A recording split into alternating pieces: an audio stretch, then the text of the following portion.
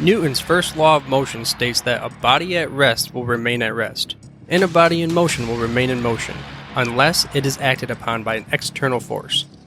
In this episode, I'm going to tell you a story that undeniably proves this law to be true, and how a meeting in a hotel in New York City would lead to an explosion in fans of the NFL around the world, and it all revolved around fantasy football. Welcome to the Football History Dude podcast, where each episode is a journey back in time to learn about the rich history of the NFL. Your host is Arnie Chapman. Football is his passion, and he wants you to come along with him to explore the yesteryear of the gridiron. So hop on board his DeLorean and let's get this baby up to 88 miles per hour. Great Scott! This time as we step off our DeLorean, the date is March of 1962, and we are in New York City's Milford Plaza Hotel. The gauge telling me the exact date on the DeLorean is broken. I have no clue what happened, so we're just going to go ahead and say we're randomly in March of 1962. And this time the hero of our story is going to be Wilfred Bill Winkenbach, and we're going to call him Wink moving forward. Now this guy is going to be dubbed as the father of fantasy football. The reason why he's dubbed the father of fantasy football goes back to 1962 in March, where he and two other gentlemen would ultimately create what we now know as fantasy football. Those other two dudes were Bill Tunnell and Scotty Sterling. So what I'm going to compare them to is the three heads of Cerberus, a Greco-Roman mythological hellhound with three heads, which guarded the gates of hell in the underworld. But this time, it's a good thing. You see, they are unleashing fantasy football unto the world, and they're going to bust open some type of gate. I don't know what kind of type of gate it is, but they're going to bust open a gate. Probably the gate of which the average NFL fan did not have a say in the outcome of the game. No longer, man. Now it is time. But even though there were three gentlemen, they said it was like a rainy, cold afternoon, and it was on a long stint of, a road trip for the Oakland Raiders in this bar. They give credit to the first guy that we talked about, and that's Wink. Wilfred Winkenbach. There's a quote that comes from Scotty Sterling, and it goes as such. Though I was involved, Winkenbach deserves the lion's share of the credit for developing the game. We chipped in with the rules, but the germ of inspiration was these earlier games he played with golf and baseball. End quote. And although we don't really want to just give one team credit for why we have fantasy football, we kind of do have one team to thank. That's the Oakland Raiders. Back in 1962, they were with the AFL organization. You see, Wink was a limited partner in the Raiders organization, Tunnell was a Raiders PR man, and Sterling was a reporter for the Oakland Tribune. So these are all gentlemen that were wrapped around the Oakland Raiders organization, which, as we know, is a long, storied franchise with some of the most ravishing fans that are out there. However, this is 1962. The team was born in 1960. So let's just say, they were not so good. Their first season, back in 1960, they went 6-8.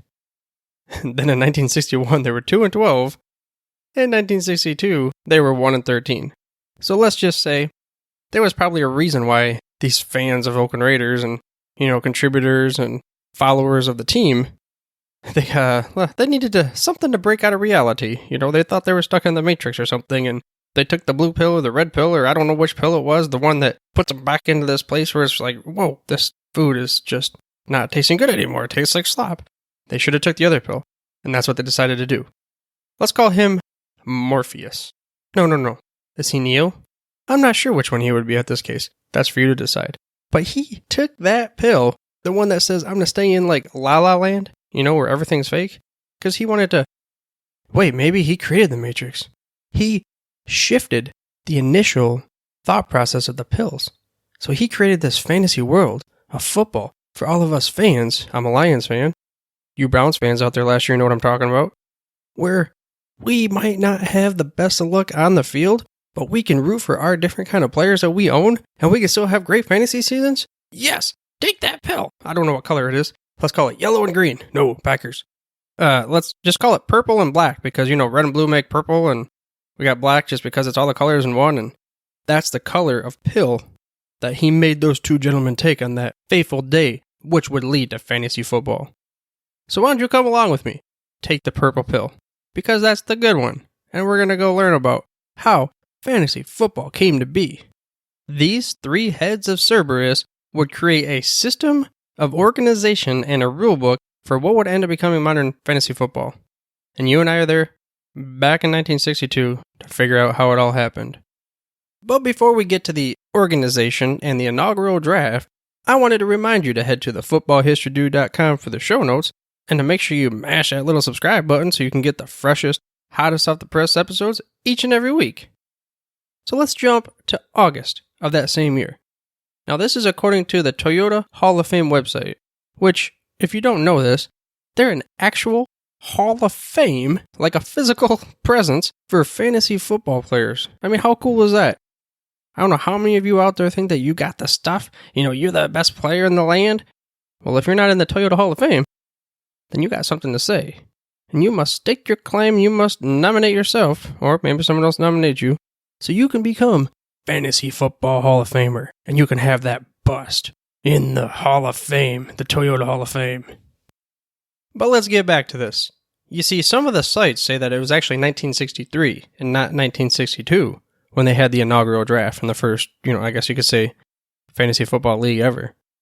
But I'm not really going to squabble about 1 year. They got that whole saying of horseshoes and hand grenades and pepperoni on pizza pies from Little Town in Italy and all that's so good, the pizza pie, and who cares about 1 year and, and all that kind of stuff. But, so now that I'm hungry, let's get back to Wink. As stated, this is the father of fantasy football. And Wink would organize the world's first ever known fantasy football league, and they would have a draft in his basement. They will call their league the Greater Oakland Professional Pigskin Procrastinators League, better known as GOPL. One of the reasons why he was chosen to be commissioner, well, like he says later, because he had the house, was because he had a little bit of a background. It was said that he and his friends invented a similar type of fantasy game for golf back in the 1950s, where they would pretty much, pick players and the points that they would score would result in scores for your fantasy team, and then you would get some victories at the end. I'm sure there was some cocktails and words passed along, and maybe a little bit of, biscuits and cheddars and stuff like that in their pockets that are getting tossed from one dude to the next. But although I know this was not their intentions, it almost seems like they were kind of like snobs, where they're like, you have to be with the top class to get in, and can you pass me some of that Grey Poupon, sir, and stuff? And you got this crazy dude rolling up with his hat on backwards, says, hey, yo, bro, I would take some of that Grey Poupon, and they're like, sniff at him and scoff, go, pshaw, well, I never, and that kind of thing. So they created a qualifications to be in the league, which I understand. I mean, this is their first league ever, and they wanted to just make sure that there was only serious dudes involved. But these are the 3 different qualifications, and you had to meet one of these criteria. The first one was that you had to be an administrator of the AFL. Or, number 2, you could be a journalist with direct relationship to football. Pro football, that is. And if these did not meet your criteria, then the third one, you could be someone who purchased or sold 10 season tickets for the Raiders' 1963 season. Like I said, this was revolving around the Oakland Raiders organization. And to give you kind of a thought process on why these guys decided they wanted to start this league, there's a quote for the purpose of the league, and it goes as such. To bring together some of Oakland's finest Saturday morning gridiron forecasters to pit their respective brains and cash against each other. Inasmuch as this league is formed only with owners having a deep interest and affection for the Oakland Raiders professional football team, it is felt that this tournament will automatically increase closer coverage of daily happenings in professional football. End quote. So they weren't just thinking about, their personal fantasy football teams and what they're going to do. They also thought that maybe, in a way, I guess you could say indirectly forcing people to pay attention more, study, that kind of thing, it would maybe bring even more coverage for the game, as the Oakland Raiders specifically, to the fans of the the team. So I don't know how much really there's validity in this, and that's what they were truly thinking, but they put it down on their bystanders, their bylaws, whatever. And it really probably did help result in making the Oakland Raiders team more popular because later, as we find out, it just explodes from a fantasy football perspective in the Bay Area. But of course, if you're going to have a league, you got to have rules, right? Now, I'm not going to give you all the rules that they had, but I'm going to give you kind of like a breakdown of some of the more prominent ones that I saw for the inaugural season. And these are not really in particular order, but the first one goes as such. Lack of skill or study will also afford the heaviest loser the yearly trophy, symbolic of losers' ineptness in this grueling contest. This award will be presented by the league commissioner at the annual Goppel banquet, held in late January for club owners, coaches, and wives. End quote. So Wink made a trophy that was like a wooden football with a dunce cap on it, and the loser, the heaviest loser that is, like Dr. Emma Brown, why is everything so heavy in the future? Is there something wrong with the Earth's gravitational pull? That kind of heavy. Basically what they mean is like the dead last person, the one that, threw in their hat and didn't even care anymore. You have to take this trophy that shows how much of a loser you are, the heaviest loser, and you have to put it on your mantle for all your guests to see for the entire year. And if they didn't have it on their mantle, all the guys in the league said there'd be something they'd have to pay for, you know what I mean? And this first league did have a commissioner that would preside all meetings and handle all the arbitrations. They also appointed a secretary that would do all the scorekeeping and, take care of the money stuff. So Wink was the natural first commissioner. They said that he was a natural commissioner because, well, first, he was a business owner. He had that previous experience as with the golf and the baseball kind of fantasy teams. So right there, he already knew what he was doing. But they also made a mention that he had all the right equipment to get the job done. He had phone lines, a typewriter, and a mimeograph machine. And if you don't know what a mimeograph machine is, then you're not alone. I was in the same boat, dude. I was all like, the heck is this thing? So I went to Google machine and I got it figured out. It was basically an old school copy machine where I'm imagining him typing up maybe the scores, the results or something, and slapping it through that mimeograph and making a bunch of copies and passing them out. And especially when he wins, he's like, hey, yeah, check this out, and that kind of thing. And in 1965, we ended up having our first, I don't want to say it was a first controversy, but it was one of those things where I guess a reporter would ask Wink, how do you, basically say you could be a commissioner and an owner at the same time? And he replied with, well, it's easy. If I can't own a team, they can't hold a draft in my home. Like I said, the first draft was at Wink's house. But let's get to that first draft. We didn't talk about all the owners. You have 8 inaugural, original, OG kind of owners. The first was Wink, of course, Sterling Tunnel. There's a George Ross character that keeps pumping up. Bob Blum, who was a Raiders radio announcer. George Glace, who was a Raiders ticket manager. And then Phil Cremona and Ralph Kessebolt both were ticket sellers for the Raiders. Now, supposedly, I saw it where Ron Wolf was one of the original coaches. This is legendary manager for the Packers. He's in the Hall of Fame. But he got his start in the Raiders organization. I guess that Al Davis hired him, and he was a former Colts water boy, and he hired him to work in the front office. So the Green Bay Packers might have fantasy football to thank for the reason why they had all those great runs. But the league is set up, and now it's time for the draft. The first draft, again, was held in Wink's basement in late August of 1962 or 1963. Not sure which one, like I said. Either which way, it is super cool to think. I mean, how many of you have been able to go to a live draft? Take it back a step and think about being the first, the pioneers who are going to say, I'm going to take this player and I'm going to, in air quotes, own him on my team for the entire year. And everything he does on the field will translate into scoring points for my virtual fantasy team so that I can be declared the victor, the champ. I can tell everybody how much they are not even close to standard of what I am, that kind of thing. So I thought it was pretty cool just to think about it. Now we have different kind of, internet drafts, and you're not in the same room. You might not even be in the same country for that matter. But it's just pretty neat to think about the very first ever fantasy football draft. And they were in some dude's basement. And they had no clue what was about to happen. But let's get back to some of the rules. There were different rules for drafting. And this is pre-merger rules. Like I said, the AFL and NFL are not together yet. And here's the first one. Prior to the opening of the professional football season, at the evening dinner meeting, club owners will draft 20 players from either league. However, no more than 8 imports can be drafted from the NFL. In the event of an injury, which depletes a position, owners shall apply to commissioner for approval to activate a temporary replacement from undrafted players. End quote. Now, like I said, remember, the Oakland Raiders at the time were part of the AFL, and these are all Oakland Raider dudes. So it just kind of made me think about it. It's interesting that one of the things that made the NFL explode exponentially, as in fantasy football, actually came from the AFL.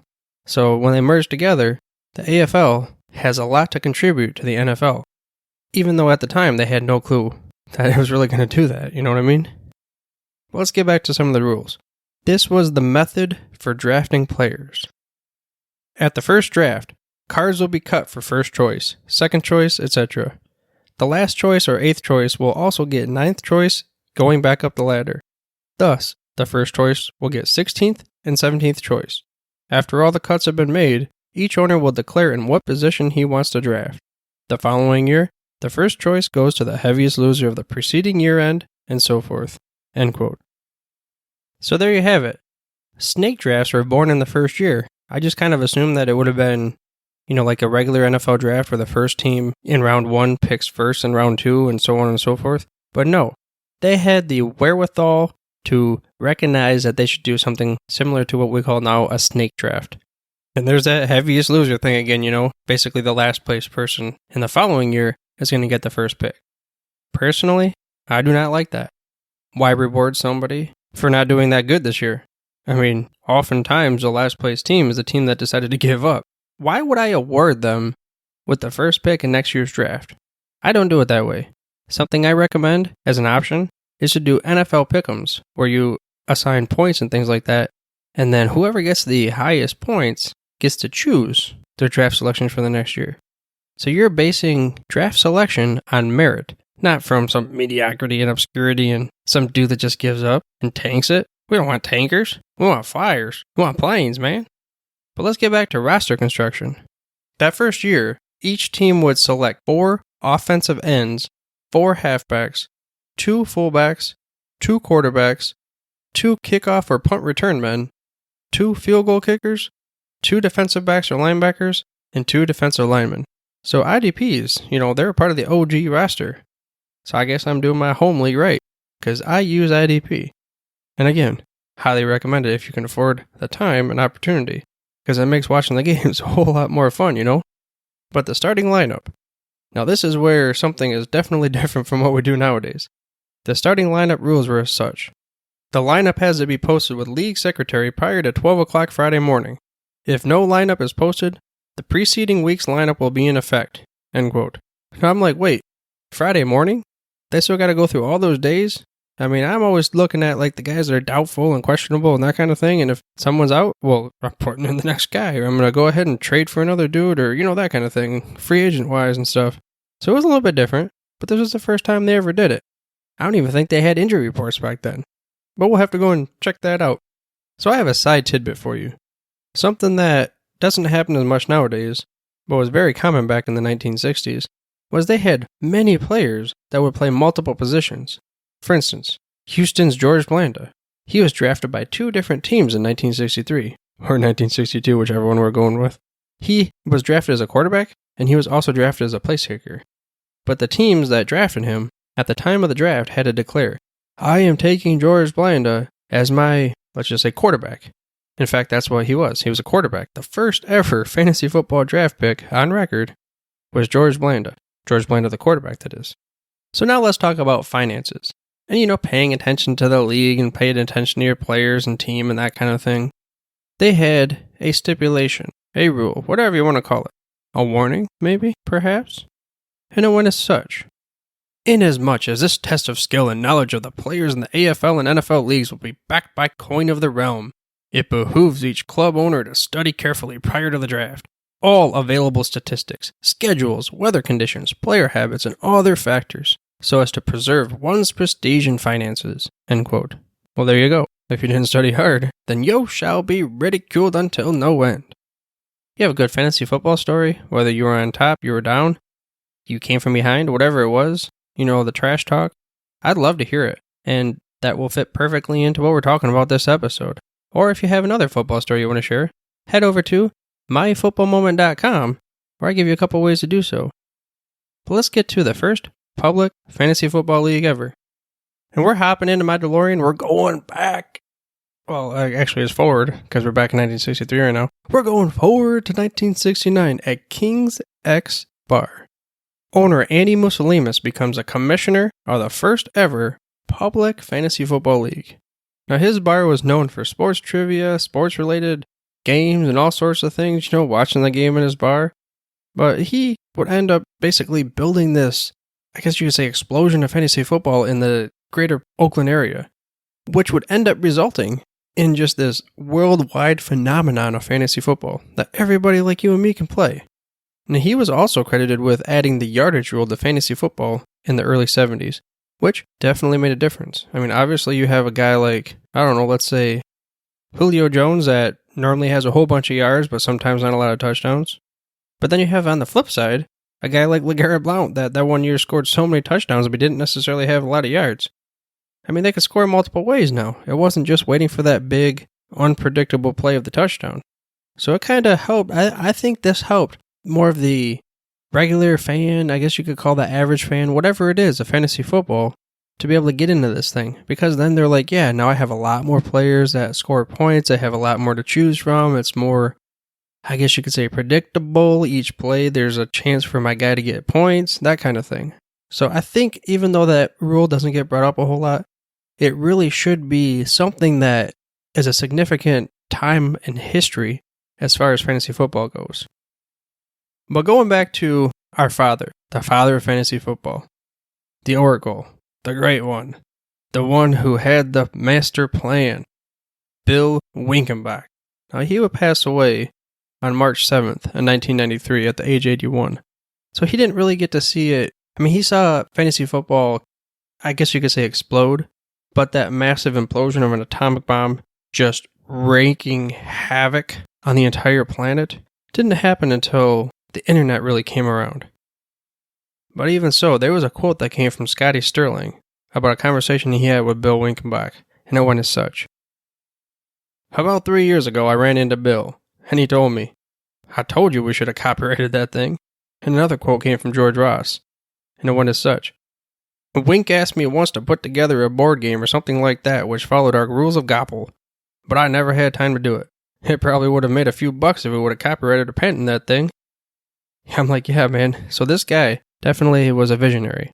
And obviously, as you can say, he kept talking about copywriting and board games or things like that. He knew that there was a chance that this thing could blow up, but he had no clue. But totally side note thing. I mean, from a just cool perspective kind of thing.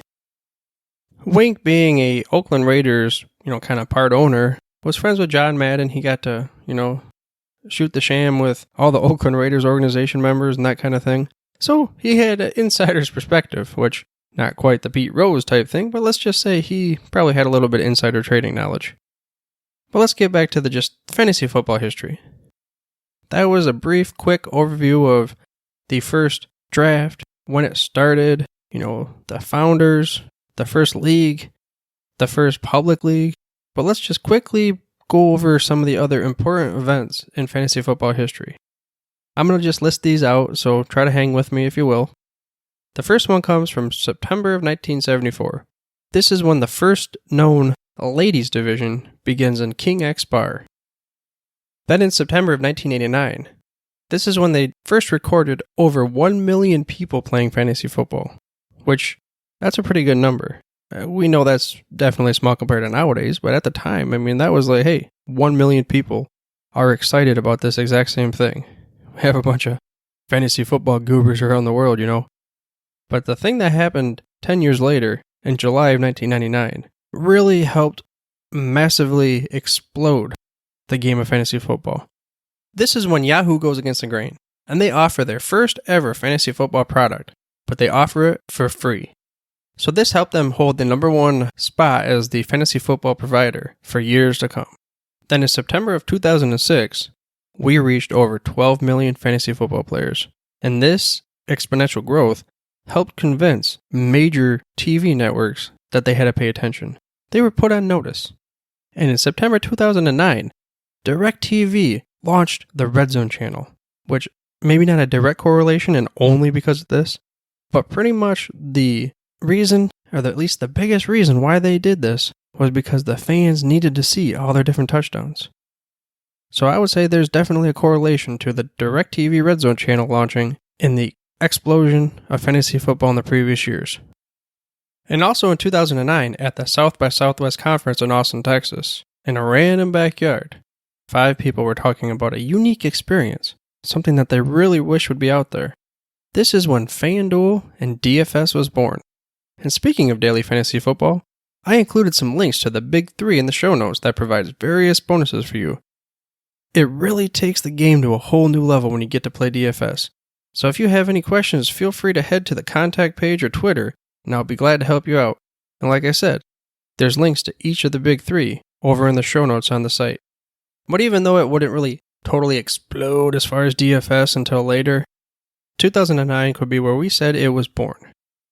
Another thing that was born was August of 2010, the Toyota Hall of Fame was born. Then in the fall of 2011, we had our inaugural Fantasy Football Hall of Fame class, where just a bunch of average, regular people were able to receive glory and get some busts into the Fantasy Football Hall of Fame. And this class of honorable individuals went as such. The first was Greg Padgett, then Brian Music, Philip Lewis, Eric Graffenmeyer, and Chad Bishop. That was your first Fantasy Football Hall of Fame class back in 2011, and they do it every year. So like I said, that was kind of like just a quick, brief overview of fantasy football. This is the time of year where everyone gets into it. So when you go to draft your team this upcoming August, think about our father of fantasy football, Bill Winkenbach. But with that said, fantasy football continues to be a force in the popularity of the National Football League. According to the Fantasy Sports Trade Association, the number of fantasy sports players in 2017 was 59.3 million people. This is an estimate, but there are only 22 countries in the world with a larger population. To give you a perspective, 59.3 million people would basically be like saying the entire population of Italy playing fantasy sports. I hope you enjoyed this episode of the Football History Dude and were able to gain a few knowledge nuggets about the history of fantasy football. In the upcoming episode, we're going to go back to 1963 Hall of Fame class, and I'm going to cover the life and career of George Preston Marshall. But for now, dudes, I'm through if you're through.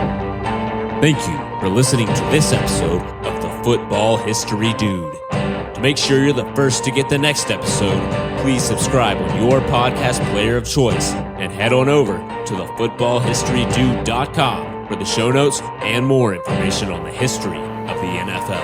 And remember, dudes, where we're going, we don't need roads.